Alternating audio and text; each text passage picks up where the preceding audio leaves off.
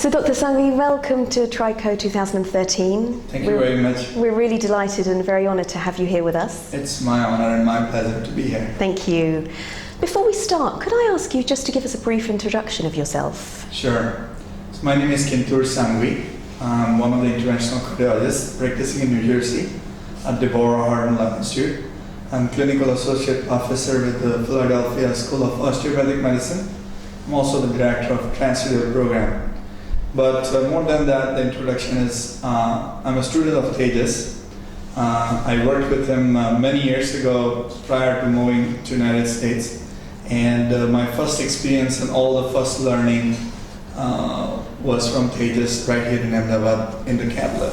Perfect.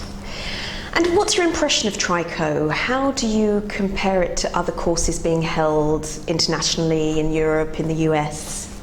So, this is my fifth TRICO. This is my fifth TRICO. And TRICO has this unique offering. Every course in the United States or in Europe that I have been to, TRICO has something very unique in a way that within this 2 days course, we learn didactic, we see live-based transmission. And in the beginning, they were having like 36 live cases over 2 days. Now at least they are doing 18 live cases over 2 days. And this live case starts from the puncture technique to the most complex coronary intervention one can think of doing, not necessarily be doing. You see it being done here. And there's some of the world's most leading operator, most experienced operator that's showing these cases. So it's one thing to see complex things being done, but then it's the other thing to learn how it is being done. It's not just the transmission of the technique, it's also they explain the minute details of what catheter manipulation goes in, what wire shaping goes in. So it's so much learning for at any level of experienced interventional cardiologist. I do a 400 coronary intervention a year, which is a very high volume for United States standard. But every TRICO I come in, I go back home with something new that improves my practice, and this is in real sense. Okay. And how do you feel when you're thinking about the Institute on a global level, how do you compare it with other facilities around the world? So as Apex was being built, we would always talk back and forth whenever I would call Tejas, and he has put in tremendous amount of effort in making this institute. And what I see is every technology that we use in the United States has made it available. So in the last case, there was this small, almost cellular phone sized echocardiography machine that was used on this patient. It was so exciting for me and Mauricio. We were the on-site moderator. We are from the United States, and both of us has never seen that. Not only that, Dr. Saito from Japan has never seen that. And then from the audience, we heard Mitch Krukov from Duke University saying he has never seen it. So they have the technology that some of us has not even seen in field. They are using it.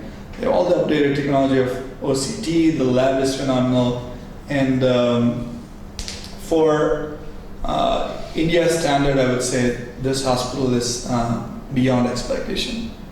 Okay. A simulation lab has just been installed here within the hospital, which is the first of its kind in Asia. How do you feel that can help young cardiologists?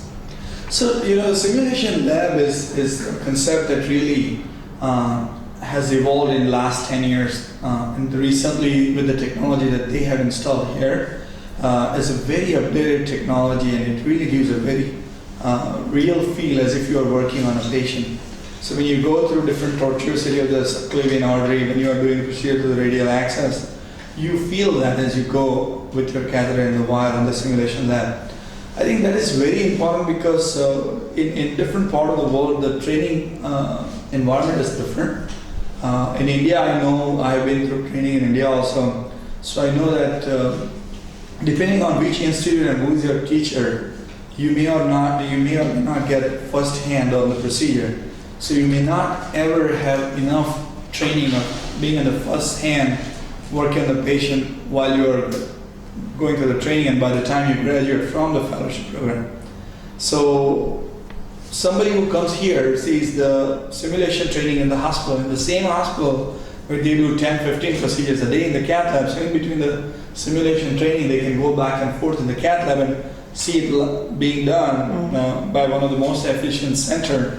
I think that would have a great impact, because it's one thing to just learn on the simulation lab, but it's the combination of the simulation lab and the live cases, because most of the simulation lab are not inside a hospital.